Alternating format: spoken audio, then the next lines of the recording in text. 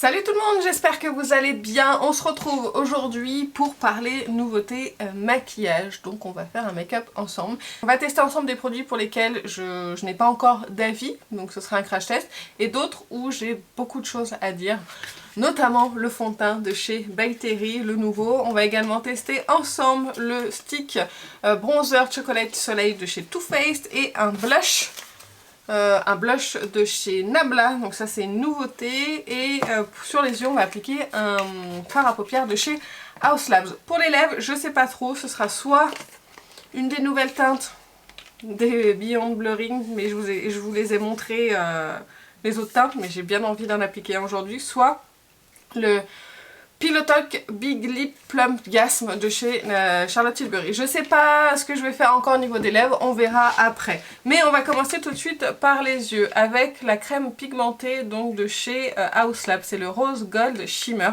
Vous avez sûrement dû le voir passer de nombreuses fois. J'ai déjà fait mon creux de paupière avec un fard de la Glam Face Palette de chez Natasha Denona le Light. C'est celui-ci, d'ailleurs je pense que je suis bientôt au pan de ce fard à paupières parce que je m'en sers quasiment dès que je fais un creux de paupière en fait, un petit peu rosé, c'est celui-ci que je prends.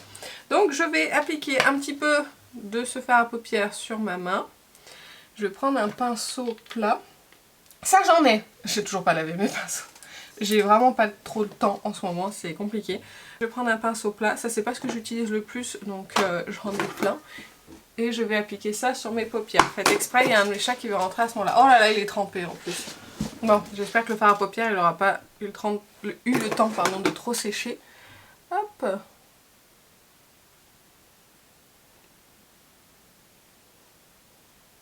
Il est vraiment très très joli.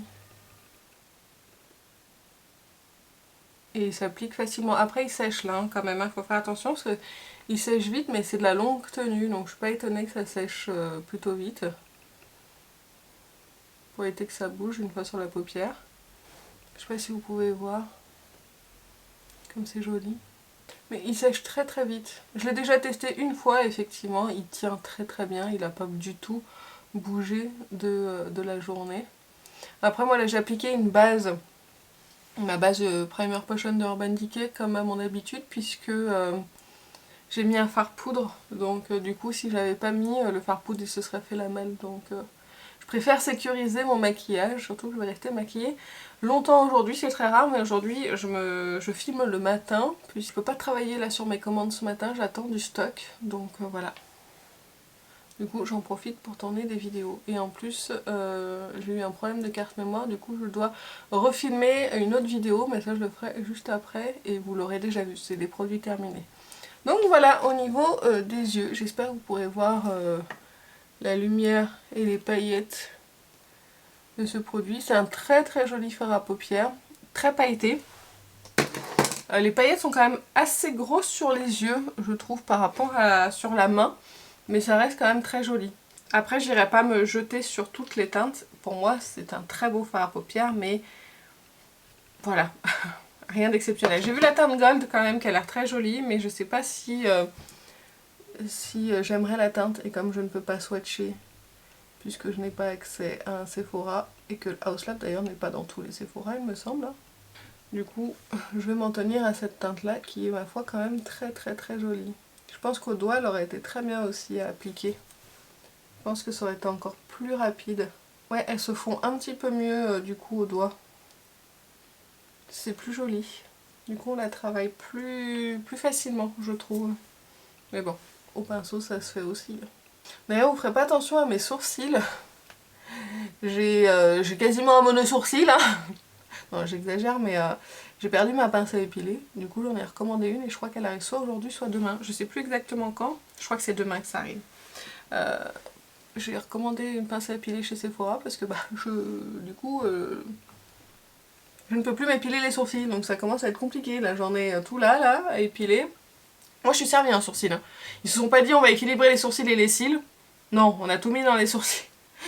Du coup, moi j'ai beaucoup de sourcils, donc en fait si je les laisse pousser, j'en ai tout ici, en fait des sourcils, tout ici, et pareil de ce côté-là. Donc, et puis ils poussent, hein, ils sont longs. Hein.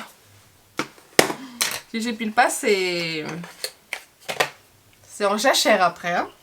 Vous voyez un mono-sourcil, vous inquiétez pas, je vais m'en occuper. Je n'ai rien contre les mono-sourcils, je le préviens. Mais sur moi, c'est pas mon truc. Assez parlé de mes sourcils, on va continuer. Donc voilà, je suis très contente, très satisfaite de ce fard à paupières. Je l'aime beaucoup, je le trouve très beau. C'est très longue tenue aussi, donc je pense pour l'été, quand il fait très chaud, ça doit être vraiment nickel. Je vais quand même faire un trait de liner avec un de mes crayons chez Victoria Beckham. Que je vais prendre peut-être la teinte figue ou bordeaux. Je vais les swatcher, je vais me prendre une décision. Je vais prendre bordeaux. Oui, je vais prendre bordeaux, je trace mon liner, je mets mon mascara et on se retrouve juste après. Voilà, j'ai appliqué donc le crayon de Victoria Beckham en bordeaux et j'ai mis donc mon mascara habituel. On va passer maintenant au fond de teint et je vais vous parler du fond de teint de chez By Terry. Il s'agit du Brightening CC Foundation, voile de teint sérum éclat, hydratant, unifiant, perfection jeunesse. Qu'est-ce qu'ils nous disent de plus sur le packaging? Rien de spécial. Donc je vais aller voir ses promesses sur le site. C'est un fond de teint sérum fini naturel lumineux, 24 heures d'éclat et d'hydratation, formule composée à 90% d'ingrédients d'origine naturelle, clean et vegan. Aussi puissant qu'un sérum, aussi léger qu'une crème teintée et aussi lumineux qu'une peau rayonnante de jeunesse, il corrige les imperfections, lisse les traits et unifie le teint tout en prenant soin de votre peau, déclinée en 24 teintes. Donc ils nous disent que c'est une courance légère, fini naturel et lumineux, qui ça booste instantanément le taux d'hydratation, plus 208% d'éclat instantané et 24 heures d'hydratation et d'éclat. Alors j'ai la teinte 2N qui est un peu claire, mais c'est un fond de teint qui s'oxyde sur moi un petit peu. Pas non plus l'oxydation où je suis orange, mais ça s'oxyde quand même déjà pas mal. Je vais appliquer donc le fond de teint déjà sur une partie de mon visage pour que vous puissiez voir la couvrance. Et pendant ce temps-là, je vais vous donner mon avis parce que je l'ai déjà appliqué plusieurs fois dans plusieurs situations. Donc j'ai pu me faire un avis. Dans un premier temps, je trouve que la bouteille est vraiment très jolie. C'est un très joli produit de bonne qualité. Après, il coûte quand même 70 €. Donc à 70 €, je suis quand même assez exigeante avec un fond de teint. Alors moi je l'ai pas payé ce prix là, je l'ai payé 40 € avec une promotion.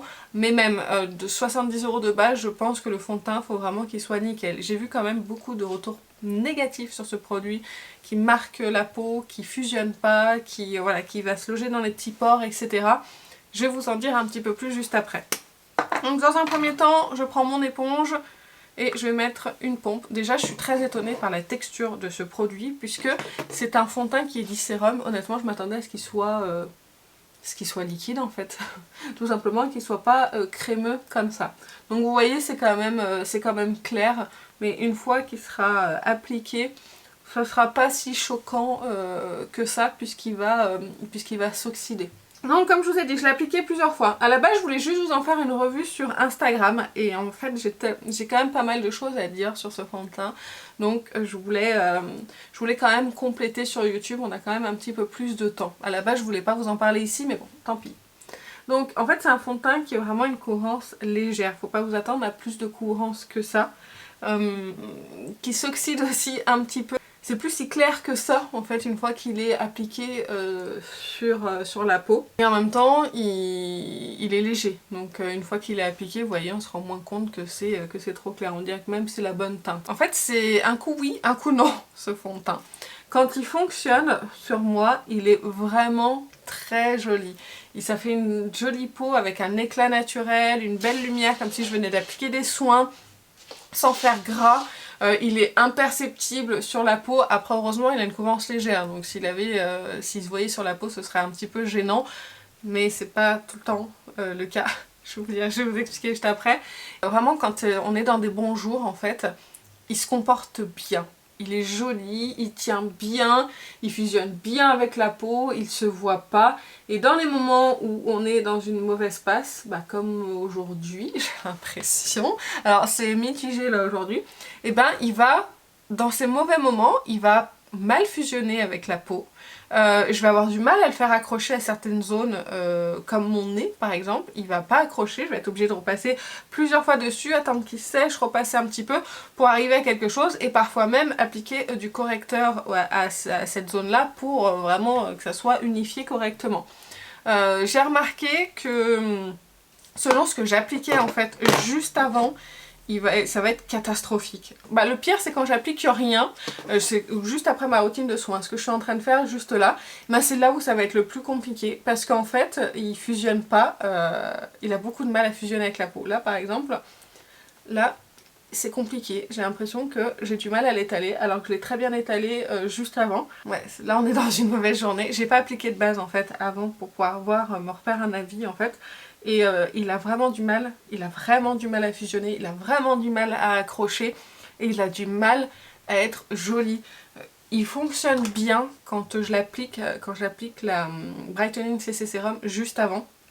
Là franchement c'est très joli sur la peau.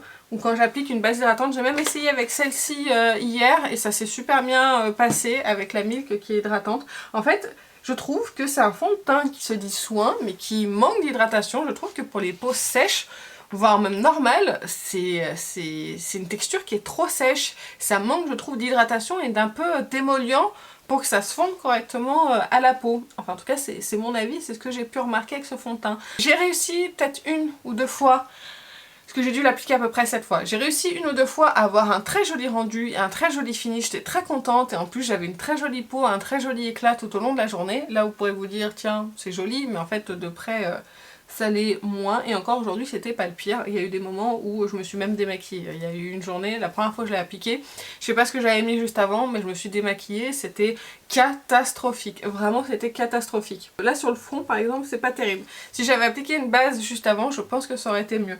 Mais moi quand j'ai un fond de teint à 70 €, je veux pas que ça soit de l'à peu près. Moi quand je mets ce prix là dans un fond de teint, même quand j'achète un fond de teint, je veux pas avoir à me dire ah attends, celui-là il faut que je l'utilise avec ça, il faut que je fasse ça pour qu'il puisse fonctionner correctement. Vous voyez ce que je veux dire?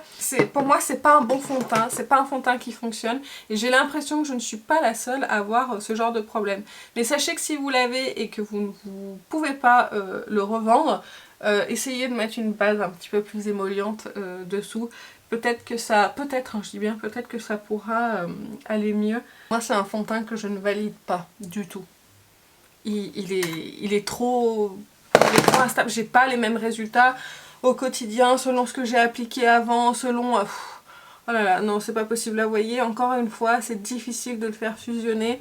Il n'est pas vraiment modulable parce que si on en rajoute, et ben, du coup ça fusionne pas avec la peau.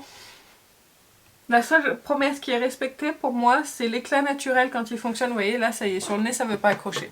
Voilà. Non, ça n'accroche pas sur le nez.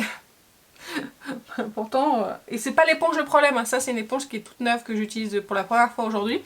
Alors que d'habitude, j'utilisais une autre éponge et ça me fait exactement le même résultat. Donc vous voyez, avec différents outils, différentes bases, on n'a pas forcément le même résultat. C'est pas un fond de teint sur lequel je peux compter. Je vais pas me dire tiens je vais prendre celui-ci, ça va être le fond de teint aujourd'hui que je vais mettre, je sais que je vais pas avoir de problème parce que en fait c'est aléatoire les résultats sur le visage. Voilà, fond de teint à 70 € pour moi qui vaut pas du tout le coup et je pense que vous pouvez passer votre chemin. Tournez-vous plutôt vers le fond de teint de chez Fenty. Alors il a pas la même couvrance, c'est pas vraiment le même fond de teint, mais par contre vous avez un fond de teint qui est beau, de qualité, et qu'à chaque fois que je l'ai mis j'ai toujours eu le même résultat. Alors que celui-ci dès que je le mets, s'il y a un paramètre qui change, bah ça va être compliqué. Je vais appliquer mon anti-cerne de chez Haus Labs. D'ailleurs je l'ai racheté cet anti-cerne en une autre teinte, j'en suis à la moitié. Là de ce que je vois j'en suis déjà à la moitié de l'anti-cerne, je l'utilise beaucoup. C'est l'anti-cerne que je mets en ce moment quand j'ai un teint comme avec le fond de teint by Terry qui est pas trop couvert. Là vous voyez je vais mettre un petit peu d'anti-cerne aux endroits où le fond de teint n'a pas été très performant. Et c'est toujours un anti-cerne que j'adore, qui est super beau, qui est lissant, qui a une couvrance moyenne moins je dirais, mais qui est suffisante quand je fais ce genre de maquillage là. Voilà, comme ça c'est un peu mieux camouflé, c'est un peu plus unifié et c'est beaucoup plus joli. D'ailleurs pour le fond de teint by Terry, si jamais vous l'avez testé, n'hésitez pas à me dire en commentaire ce que vous en pensez avec votre type de peau, parce que je suis curieuse de savoir sur des peaux mixtes à grasses ce qui peut donner, parce qu'à mon avis sur les peaux sèches, je suis pas sûre que ça fonctionne. Je vais poudrer mon anti-cerne et ensuite on va passer au bronzer crème de chez Too Faced. Je poudre à l'éponge en ce moment, j'aime bien le rendu. Ça lisse encore plus mon contour des yeux. Avec toujours la poudre de chez Huda Beauty. la Easy Bake Cherry Blossom, qui est parfaite et qui fonctionne tellement bien avec l'Anti-Cerne House Lab. Au niveau du stick de chez Too Faced, je l'ai acheté sur le site de chez Too Faced Europe, je vous mettrai de toute façon le lien dans la barre d'infos. J'ai pris la teinte Chocolate Mousse, si je ne vous dis pas de bêtises, c'est la teinte la plus claire. Je l'ai déjà appliquée une fois et là on va la réappliquer une seconde fois ensemble. Je l'attendais depuis un petit moment. Je l'ai guetté sur Beauty Bay et sur le site Too Faced et du coup il est sorti sur le site Too Faced. Il sent le cacao. Ouais, il sent vraiment le cacao. Ça sent bon, j'aime bien. Et la première chose qui m'a sauté aux yeux quand je l'ai appliqué, c'est qu'il est très pigmenté. Donc il en faut, vous voyez, il en faut vraiment pas beaucoup. Donc là je vais l'estomper à l'éponge parce que pénurie de pinceaux. Bientôt, je vais nettoyer mes pinceaux. Alors honnêtement, on peut l'appliquer directement sur le teint. Il s'estompe bien et il s'applique bien. Vous voyez, mais par contre là ça a déplacé le fond de teint, mais je pense que c'est à cause de... Je vais y aller en douceur comme ça, je pense que c'est à cause du fond de teint en fait. Et puis j'ai mis du correcteur en plus par dessus, donc ouais là ça va mieux déjà. Je vais bien tapoter et pas étirer, mais en tout cas ils se font super bien à la peau et en 2 secondes. Après la teinte je pensais qu'elle serait un tout petit peu plus chaude, là je la trouve quand même assez froide pour un bronzer. Vous savez que moi je préfère les bronzers chauds que les bronzers froids, donc faites attention à la teinte. Vous voyez là je trouve que c'est un petit peu froid pour moi. En tout cas vous voyez ils se font super bien à la peau. La première fois que je l'ai appliqué, ça n'a pas du tout déplacé les matières et c'était pas, il n'y avait pas le fond de teint by Terry dessous, enfin, j'avais pas autant de couches du coup, mais là c'est vrai que ça déplace un petit peu, surtout de ce côté là, c'est un petit peu pénible. Vous voyez, c'est un très bon stick crème qui s'applique bien, qui s'estompe bien. Après si vous préférez le prélever directement sur stick, vous faites bien comme vous voulez, mais moi je préfère appliquer directement au stick. Si j'achète un stick, il faut que ça fonctionne en stick. Donc en dehors de la teinte où je suis un petit peu déçue, sinon franchement c'est un très bon produit qui fonctionne bien. Encore une fois là je suis pas déçue de l'application et vous voyez il s'estompe bien sans démarcation. Bon après comme je vous ai dit là ça a déplacé un petit peu ici à cause des couches que j'ai dû mettre juste avant. Sinon il est très joli et il fonctionne bien et je trouve que c'est un très bon stick, mais attention il est très bien pigmenté. Donc il faut vraiment y aller tout doucement, mais en dehors de ça, c'est très beau, j'aime bien. J'ai un petit regret pour la teinte quand même. J'aurais aimé qu'elle soit un tout petit peu plus chaude et vu les teintes des chocolates, des bronzers de chez Too Faced, je m'attendais à un petit peu mieux. Je reviens 2 secondes sur le fond de teint by Terry. Il y a quelque chose que je vous ai pas dit, c'est que c'est un des rares fonds de teint, c'est là que c'est très perturbant, qui se comporte hyper bien sur mon contour de la bouche, alors qu'en général c'est là où c'est toujours marqué, alors que là pas du tout. Si j'ai des reproches à lui faire en général ce serait sur les joues et sur le front et sur le nez, mais mon contour de la bouche il est toujours nickel avec ce fond de teint.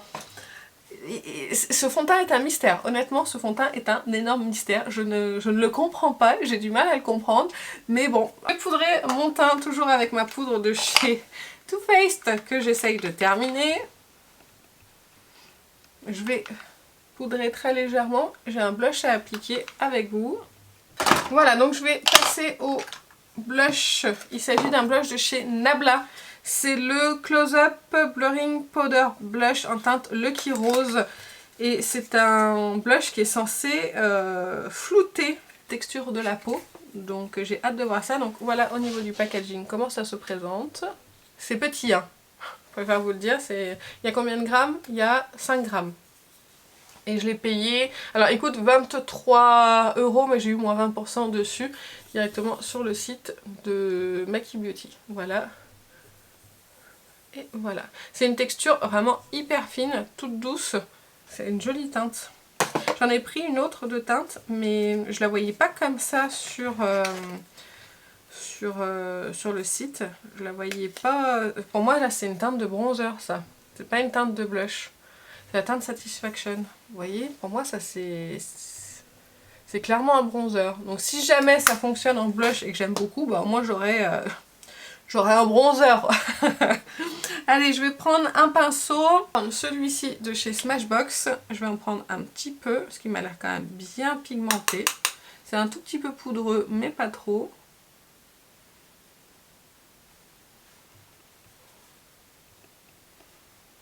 Alors ça va, je pensais que ce serait trop pigmenté. Alors, j'ai déjà une remarque à faire. Bon, on dirait que j'en ai mis beaucoup dans le retour, mais alors que pas vraiment. Je trouve que c'est une texture qui se pose et après qui a du mal à être travaillée et à être estompée. Je sais pas comment expliquer ça. Mais c'est pas... Moi j'aime pas ça, moi j'aime bien les blushs qui fondent bien à la peau, qui s'appliquent bien, un petit peu crémeux. Là c'est vraiment de la poudre. Et du coup j'ai l'impression qu'il faut beaucoup en appliquer pour avoir... pour que ça soit uniforme de partout. Pareil, hein, ça vient peut-être de ce que j'ai mis en dessous, donc je réessayerai. Mais c'est pas uniforme en fait sur ma joue et je suis pas... Ça fait des trous. J'ai l'impression. J'ai l'impression que j'ai mis une tonne de blush, mais c'est pas le cas, je vous assure. Ah, j'aime pas du tout ce que je vois. Un peu plus près, ça va mieux. Alors par contre, ça lisse, hein. Ça c'est sûr, ça lisse la peau. Mais j'ai l'impression qu'il est pas facile à estomper. Faudrait que j'essaye avec un autre pinceau. Mais pourtant, c'est un très très bon pinceau celui-ci. Moi qui pensais avoir trouvé des blushs de folie. Pas super emballée là pour le coup.